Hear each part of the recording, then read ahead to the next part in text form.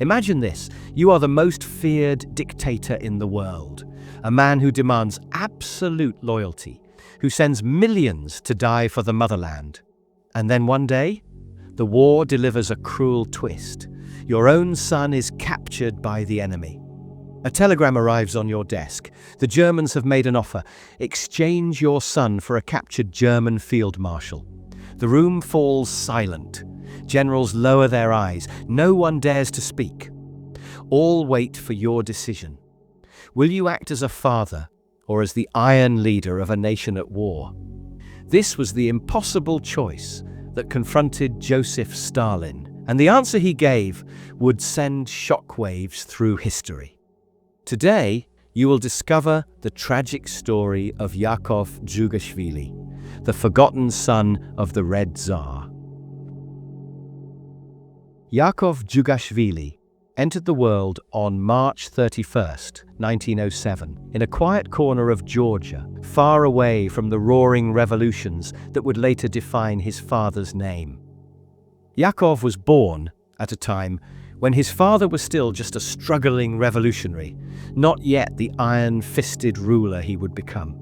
His mother, Kato Svanidze, was a kind and gentle woman who adored her baby boy. For a brief moment, even Stalin, the man who would one day be known for his ruthlessness, was softened by her presence. But tragedy struck early. When Yakov was less than a year old, Kato died of typhus. Her death left Stalin devastated. He would later say, "This creature softened my heart of stone. She died, and with her died my last warm feelings for humanity." Her death shattered Stalin, but instead of clinging to the son she left behind, he distanced himself further. Yakov grew up separated from his father, raised mostly by relatives in Georgia. To them, he was simply a quiet, polite boy, but always carrying a shadow of loneliness. From the beginning, he lacked the warmth and presence of a parent. Stalin, obsessed with underground politics and revolutionary struggles, rarely visited. And when he did, his behavior toward Yakov was not affectionate, but cold and dismissive. This distance shaped Yakov's childhood. Unlike most children of powerful men, he didn't grow up spoiled with privilege. Instead, he often felt like an outsider in his own family. His cousins and relatives remembered him as soft-spoken, sometimes painfully shy, as if he had learned early on not to expect too much kindness from those around him. The situation worsened when Stalin remarried and started a new family. Yakov, the quiet son from an earlier life, was treated more like a burden than a blessing. Stalin himself made no effort to hide his contempt. He openly criticized Yakov for being weak and useless, words that cut deeply into the boy's already fragile self-esteem. Stalin admired toughness, resilience, and cruelty, traits he believed necessary for survival in his harsh world. Yakov, on the other hand, was sensitive and emotional. To Stalin, these qualities were not virtues, but flaws. It is said that when Yakov came to live with his father as a teenager, their relationship quickly grew strained. Stalin rarely spoke to him kindly. Instead, he mocked him in front of others, humiliating him whenever he had the chance. The man of steel wanted a son who mirrored his own hardness, but Yakov never fit the mold. This early rejection left scars that never healed. Yakov longed for his father's approval, but no matter how hard he tried, Stalin only saw weakness. That hunger for acceptance would follow Yakov into adulthood and would eventually drive him into choices that ended in disaster. By the time Yakov was old enough to begin asking questions about the father he barely knew, Joseph Stalin was already becoming a legend among revolutionaries. To the Bolsheviks, he was the tireless organizer, the man who could move quietly through the underground, rallying workers and planning strikes. To the police, he was a dangerous agitator who had to be watched closely, arrested, and exiled whenever possible. But to Yakov, he was little more than a stranger. The boy was sent to Moscow in his teens to finally live under his father's roof, but what awaited him was not a warm reunion. Stalin was no ordinary parent. Yakov's return to Moscow as a teenager should have been a fresh start, a chance to connect with the father who had abandoned him after his mother's death. But what he found instead was a man hardened by revolution and obsessed with power. By this time, Joseph Dzhugashvili was no longer just a struggling revolutionary. He had become Joseph Stalin, one of the most feared and ambitious men in the Soviet Union. Yet, for all his political influence, Stalin had little interest in being a father. Where most young men would receive encouragement or guidance, Yakov was met with coldness, ridicule, and even violence. Stalin often mocked his son's shyness and sensitivity, considering him weak. He refused to let Yakov adopt the surname Stalin, bluntly telling him he would never live up to the name. It was a cruel reminder that in his father's eyes, Yakov would always fall short. Stalin wasn't the kind of man who asked how school was going or whether his son had made friends. His life revolved around power, loyalty, and discipline, and he treated Yakov less like a son and more like a young recruit who constantly failed inspection. Historians suggest that part of Stalin's disdain may have come from Yakov's resemblance to his late mother, Kato. The grief of her death had scarred Stalin deeply, and perhaps seeing her face reflected in Yakov only reminded him of loss. Whatever the reason, the relationship between father and son remained bitter and loveless. Things worsened when Yakov, in his early 20s, started falling in love. Yakov's first serious relationship was with Zoya Gunina, the daughter of an Orthodox priest and his former classmate. At that time, the Soviet Union was aggressively anti-religion, and Stalin, who wanted no association with the church or its clergy, despised the idea of his son being connected to a priest's family. He disliked Zoya from the start and strongly opposed their relationship. The tension between father and son only grew worse, and in 1928, when Yakov made it clear that he wanted to marry her, Stalin exploded with rage. Broken by his father's rejection and constant humiliation, Yakov attempted to take his own life. He shot himself in the chest, narrowly missing his heart. He survived, but was left badly wounded.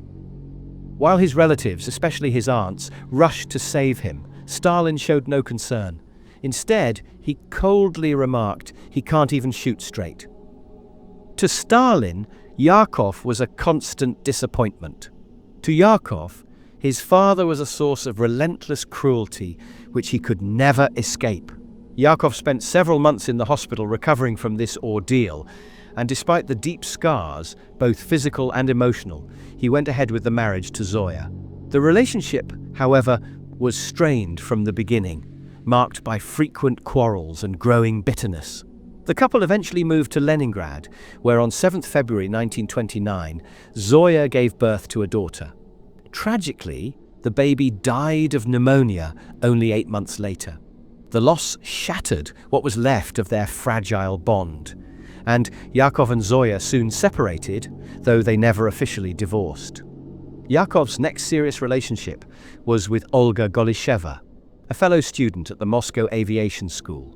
The two quickly grew close and even became engaged, something that once again earned Stalin's disapproval. The dictator dismissed Olga outright, seeing her as unworthy of his son, and the constant pressure eventually strained the relationship. Not long after the engagement ended, and Olga left Moscow to return to her home in the Stalingrad Oblast. On 10th January 1936, she gave birth to a son, Yevgeny. For the first 2 years of the boy's life, Olga kept him away from Yakov, fearing that if Stalin found out, the child might be taken from her. Yevgeny was even registered under his mother's surname, Golishev, during that time. But in 1938, Yakov finally learned of his son's existence. Determined to take responsibility, he tracked down Olga, met his son, and arranged for official documents to be issued under the family name Dzhugashvili. Although Yakov was already living in a new household, he never abandoned Yevgeny. He made sure his son carried his surname and recognized him as family. Stalin, however, never acknowledged Yevgeny as his grandson. Yakov's final and most lasting relationship was with Yulia Meltzer, a well-known Jewish dancer from Odessa. The two met at a restaurant reception, and before long, their bond deepened into marriage.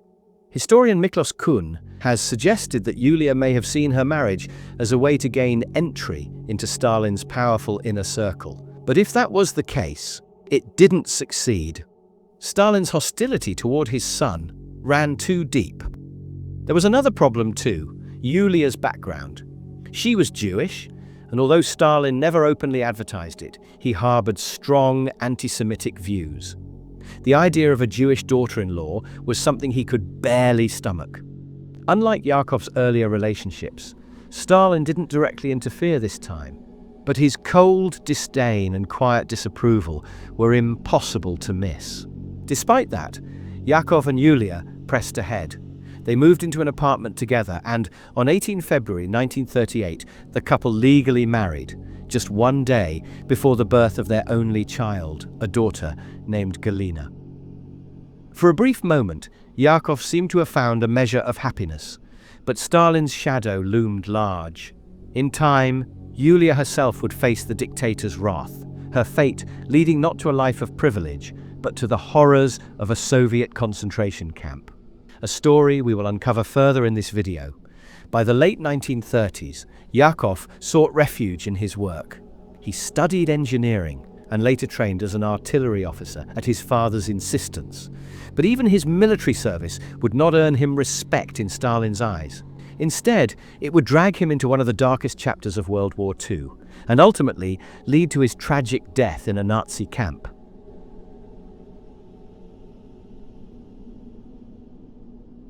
When Nazi Germany launched Operation Barbarossa in June 1941, it marked the largest land invasion in human history. But to understand how this moment came about, we need to look back just a little further. Adolf Hitler had always regarded the Soviet Union as Germany's greatest existential threat. In his mind, Bolshevism was a menace that had to be destroyed, and the vast lands of the East were destined to provide living space for the German people. And yet, in August 1939, Hitler made a pragmatic choice. He signed the Molotov-Ribbentrop Pact, a non-aggression treaty with Stalin that shocked the world. This pact was more than just a promise of peace. It contained secret clauses that carved up Eastern Europe between the two dictators. Within days, Hitler's armies invaded Poland from the west, and Stalin's Red Army swept in from the east.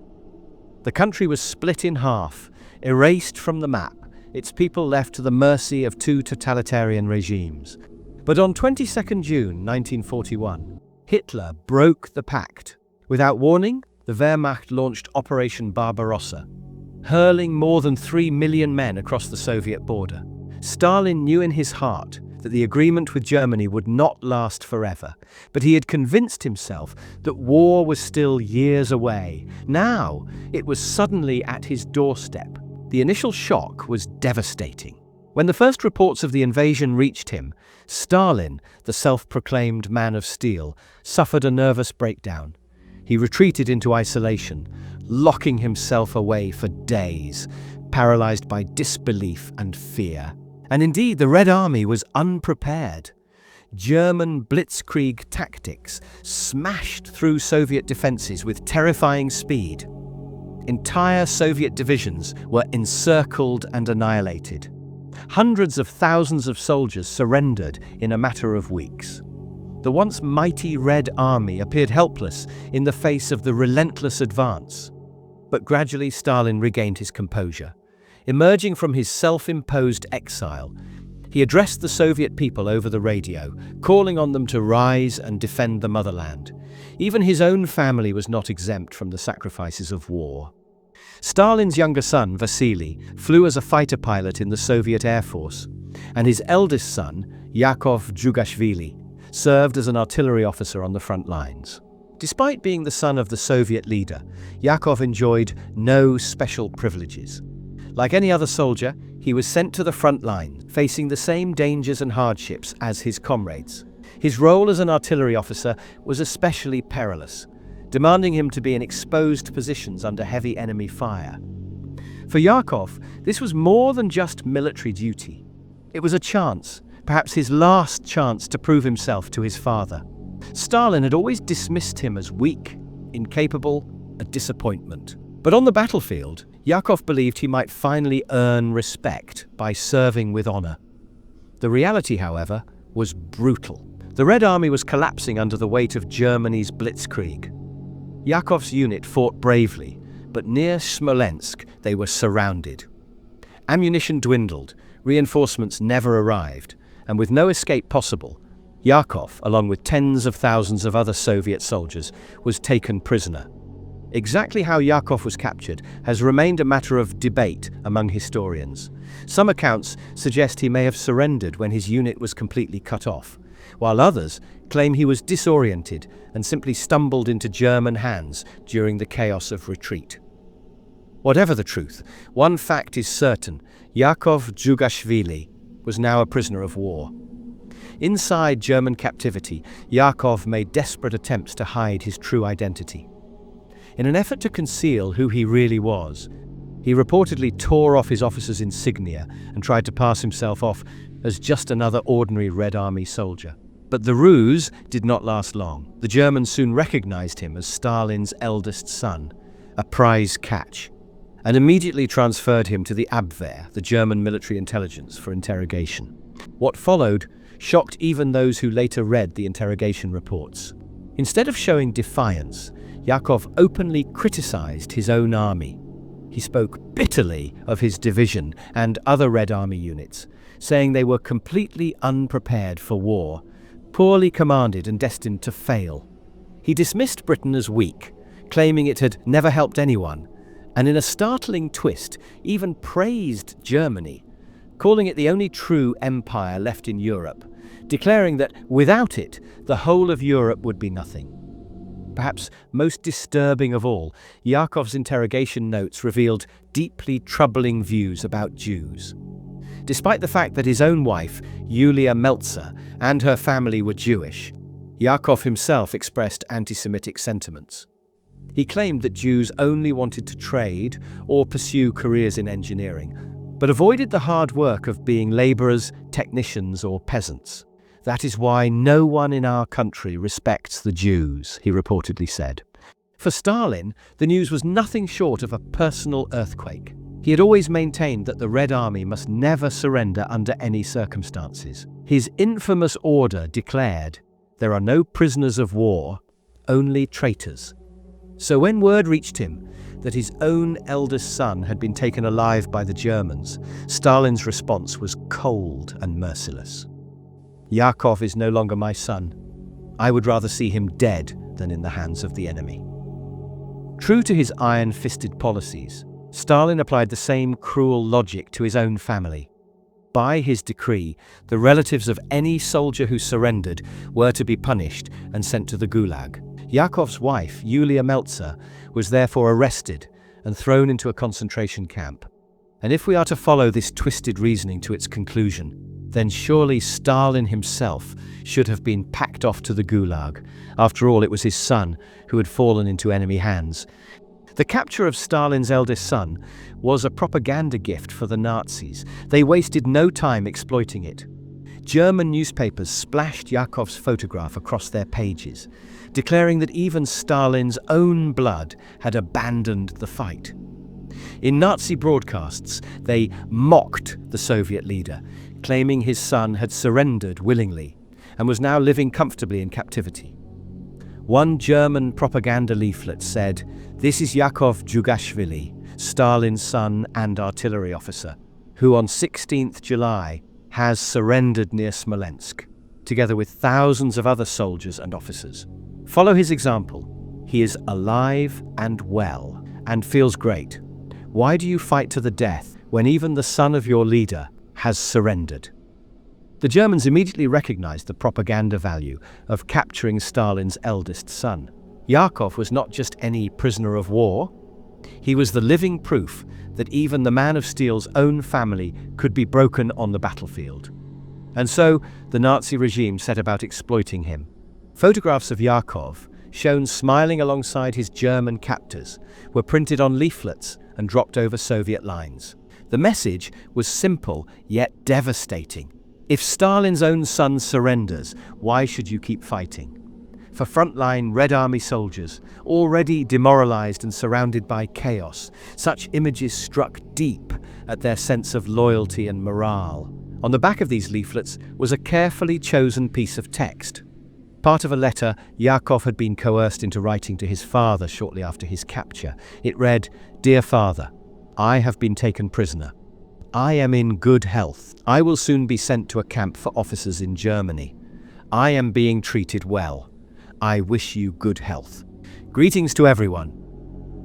To the Germans, this letter was gold. They wanted to show the Soviet rank and file that captivity was not shameful, that even Stalin's son was living comfortably under German care. It was psychological warfare at its sharpest. But the Soviet Union was not about to let this humiliation stand unanswered. The propaganda war worked both ways. Just weeks later, on the 15th of August 1941, the official newspaper of the Red Army, Red Star, issued a dramatic announcement. It declared that Yakov Dzhugashvili was to be awarded the Order of the Red Banner, one of the Soviet Union's highest military decorations, for his actions in the Battle of Smolensk. The message was clear. Whatever the Germans claimed, Yakov was not a traitor, not a coward, not a pawn. He was to be remembered as a hero who fought bravely on the front lines.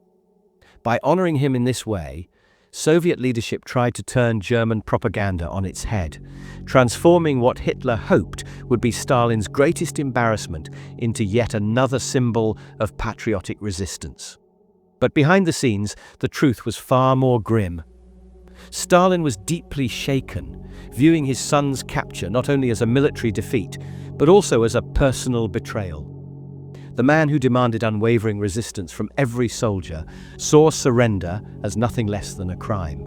According to those close to him, Stalin remarked that Yakov should have taken his own life rather than fall into enemy hands. After his initial capture, Yakov was transferred to a heavily guarded villa in Berlin. Here, Joseph Goebbels, Hitler's master propagandist, had a clear plan. If he could use Stalin's son as a mouthpiece, then the entire Soviet front could be shaken. Imagine the impact if Yakov Dzhugashvili himself went on Russian-language radio and denounced both his father and the Soviet Union. For millions of Red Army soldiers listening, it could have been devastating.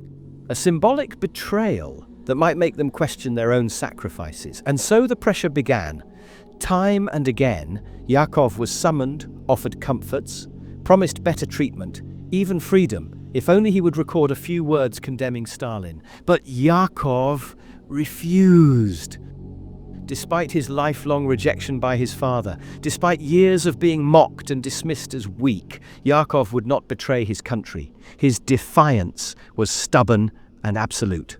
Witnesses later recalled how German interrogators tried every trick: persuasion, threats, and eventually harsh interrogation methods. But Yakov would not bend. Each time they demanded him to condemn Stalin, he refused. Each time they urged him to call for Soviet soldiers to lay down their arms, he stayed silent. For a man labeled weak all his life, it was a defiant act of strength. For Goebbels, this was a failure. The dream of turning Stalin's son into the ultimate propaganda weapon collapsed in front of him. Yakov's defiance made him useless to the Nazi machine. And so, frustrated and defeated, the Germans abandoned the idea of exploiting him for broadcasts. Instead, they took a darker path. Yakov was eventually transferred out of Berlin and sent to the notorious Sachsenhausen concentration camp, just north of the German capital. Here, Stalin's eldest son would live not as a privileged captive, but as just another prisoner. While interned at Sachsenhausen, Yakov lived in near-complete isolation. He kept mostly to himself, avoiding social interaction with fellow prisoners, as if carrying the unbearable weight of shame and despair on his shoulders. For the Germans, however, he was a constant curiosity, the son of Stalin, the prize catch of the war. Visitors, including Nazi officers and foreign dignitaries, often came just to see him, to photograph him, and to stare at the dictator's captured heir. what might have been a showpiece for German propaganda instead became a torment for Yakov. Each visit only deepened his humiliation, a constant reminder of his father's scorn and the unique burden of his name. Among his fellow captives, particularly the British officers, Yakov found little solace. He quarreled frequently with them, and these disputes often escalated into physical altercations, isolated, tormented, and consumed by his own inner conflict. Yakov's time in the camp grew darker with each passing day. But behind the barbed wire, his tragic end was already drawing closer. By early 1943, the tide of war had begun to turn. In the frozen ruins of Stalingrad, Hitler's armies faced their most devastating defeat. Surrounded, starved, and battered by relentless Soviet counterattacks, the once mighty German Sixth Army was ground down to nothing. On the 2nd of February 1943, Field Marshal Friedrich Paulus, whom Hitler had personally promoted only a day earlier, defied the Führer's command to fight to the last man. Instead, Paulus surrendered. He became the first German field marshal in history to be captured alive, a humiliation Hitler could barely stomach. Along with him, some 91,000 Axis soldiers were marched into Soviet captivity. For the Soviet people, this victory was electrifying. After years of retreat and crushing losses, Stalingrad ignited hope and restored faith that the Red Army could triumph. But for Hitler, the defeat was both a military catastrophe and a personal insult. Furious and desperate, he wanted Paulus back at any cost. And so, the Germans made Stalin an extraordinary proposal. They offered a prisoner exchange. Paulus, the captured field marshal, in return for Stalin's own eldest son, Yakov Dzhugashvili.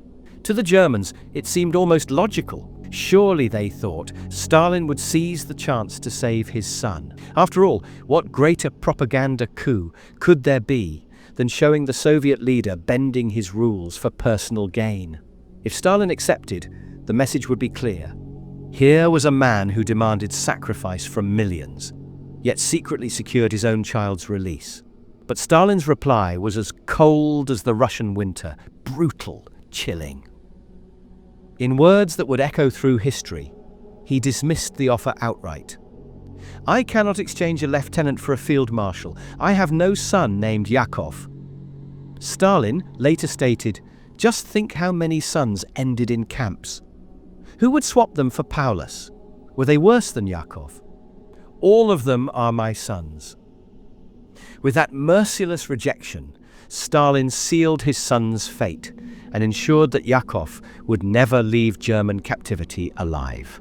For Yakov, the rejection was devastating. Abandoned by his father, tormented by his captors, he was left with no hope of rescue. And soon, his time in captivity would take a fatal turn, ending in one of the most mysterious and tragic deaths of World War II. On the 14th of April 1943, Yakov Dzhugashvili's life came to an abrupt and mysterious end inside Sachsenhausen concentration camp. For decades, the exact circumstances of his death have remained shrouded in uncertainty, with multiple theories competing to explain what really happened. The most widely circulated account claims that Yakov deliberately threw himself against the camp's electric fence, a desperate act of self-destruction. Such deaths, tragic as they were not uncommon among prisoners. Many, consumed by despair, turned to the electrified barriers as a final escape from endless hunger, humiliation, and brutality. Yet this explanation, though plausible, is far from the only one. Another theory suggests that Yakov did not choose his death at all, but was executed by the Germans themselves. Once Stalin had coldly rejected the offer of exchanging his son for Field Marshal Paulus, Yakov lost all political and strategic value. From that moment on, he was no longer a bargaining chip, but a burden. According to this version, the guards irritated by Yakov's defiance and volatile temper, often described as proud, confrontational, and at times outright provocative, may have decided to end his life deliberately. A third, more complex account surfaced after the war, when British intelligence officers uncovered German records in captured archives. These documents painted a slightly different picture. They suggest that Yakov had been in conflict not only with his German captors, but also with fellow Allied prisoners, including the British. Witnesses reported frequent quarrels, likely fueled by ideological differences, mistrust, or sheer frustration at his privileged status as Stalin's son. On the day of his death, Yakov allegedly clashed bitterly with British inmates. Deeply agitated, he stormed away from them and ran towards the camp's electrified fence. But was this a conscious act of desperation, or a rash attempt to escape in the heat of an emotional breakdown? The archives add a disturbing detail. After Yakov collapsed against the fence, writhing under the current, he was reportedly shot by a German guard, not to stop him, but to ensure he was dead. A post-mortem later confirmed that electrocution killed him before the bullet struck. The truth, however, remains elusive. Whether it was a desperate act, an execution, or a tragic outburst gone fatally wrong. All three explanations persist, each one carrying its own weight of tragedy. When Stalin received the news, the official Soviet line was silence. The regime downplayed the event, refusing to dwell on the shameful fate of the leader's eldest son. But those close to Stalin recalled a far more personal reaction. He is said to have stared for long stretches at a photograph of Yakov, once dismissively rejected, now mourned in silence. In private, Stalin softened his words, calling Yakov a real man and lamenting that fate treated him unjustly. After the war, Stalin offered a $250,000 reward in East Germany to anyone who could provide details of his son's death. Stalin only knew that Yakov had been shot, but not where or why. In the years that followed, Yakov's wife, Yulia Meltzer, was released from captivity in 1946 and reunited with their daughter Galina, though time and distance had eroded their bond. Decades later, in 1977, Yakov was posthumously awarded the Order of the Patriotic War, First Class. But even this honor was conducted in secrecy. In the decades since Yakov Dzhugashvili's death, his story has remained one of the most haunting footnotes of World War II. For some, he is remembered as a tragic victim, a man who carried the crushing weight of his father's indifference until it destroyed him. For others, he stands as a symbol of resilience, someone who, despite his suffering, refused to betray his country in the face of relentless pressure. What is certain is how deeply his story contrasts with the image of Joseph Stalin, the so-called father of nation. To the Soviet people, Stalin projected the persona of a strong, protective leader who stood against the Nazi invasion. But in his own home, as Yakov's life revealed, he was distant, cold, and often cruel. The same man who demanded loyalty from millions showed no loyalty to his own son. Today, when Yakov's name is mentioned, it often sparks a question. What might have become of him if his father had treated him with compassion? Could he have lived a long life as an engineer, a father, perhaps even a respected officer? Ultimately, Yakov's life is a story of contradictions. He was born into privilege, yet lived in misery. He was mocked as weak, yet displayed courage under Nazi captivity. He was rejected by his father, yet remained loyal to the country his father ruled with terror. And that is what makes his story unforgettable.